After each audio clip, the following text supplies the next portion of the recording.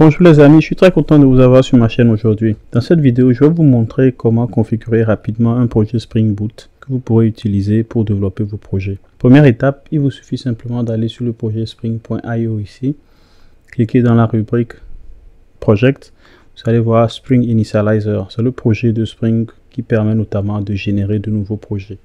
Donc vous avez cette section qui vous permet de choisir le type de build qui vous intéresse. Donc vous avez Gradle dans sa version Groovy ou Kotlin, ou vous avez Maven pour ceux qui sont habitués. Vous n'êtes pas sans savoir qu'on peut faire du Spring avec plusieurs langages, notamment Java par défaut, Kotlin ou Groovy. Et au niveau des versions de Spring Boot, vous avez plusieurs versions. Donc vous choisissez la version qui vous intéresse. Actuellement, on est en pleine migration vers la version 3. Donc vous aurez à choisir la version 3 ici si vous voulez. Ensuite, vous avez la partie Project Metadata, c'est-à-dire ce sont les informations à saisir sur le projet que vous saisissez ici. Et là, au niveau du type de packaging, vous allez avoir WAR si vous voulez le déployer sur un conteneur Tomcat par exemple, ou bien vous aurez une version jar si vous voulez tout simplement l'utiliser comme un exécutable Java.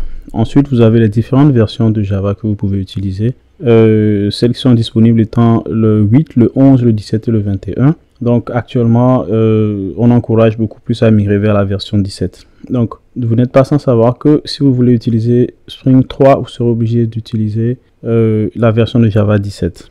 Donc, dans cette section, notamment à droite, vous avez la liste des dépendances qu'il vous faut pour commencer un projet Spring. Donc, dépendant du type de projet que vous voulez faire, vous aurez à choisir un type de dépendance. Donc, lorsque je clique ici, vous voyez, j'ai toutes les dépendances par catégorie, les développeurs tool web pour faire des REST API, le template engine, tout ce qui est security, SQL pour les bases de données.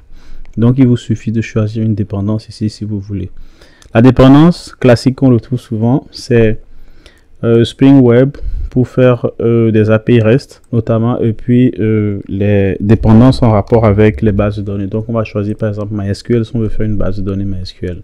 Donc, ici, dans la partie à droite au niveau du Metadata Project, il vous suffira de choisir un groupe, le groupe étant comme un namespace qui vous permet d'identifier de manière unique vos artefacts. Donc ici, on va dire qu'on appelle notre groupe Java Tinct, par exemple, et on peut mettre exemple ici. Donc, artefact, on peut laisser comme ça, ou bien je peux juste mettre démo Spring là, et puis le reste ce sont des commentaires, je peux laisser ça tel que je veux. Donc une fois que c'est fait, vous pouvez faire explore pour vérifier comment votre fichier POM sera. Ici dans notre cas, on a choisi Gradle par défaut, c'est pas ce que je voulais faire, mais bon, ça reste la même chose.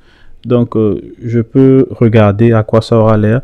Ou pour ceux qui sont habitués à Maven par exemple, vous pouvez venir ici et faire explore, vous aurez une vue de ce à quoi votre fichier va ressembler.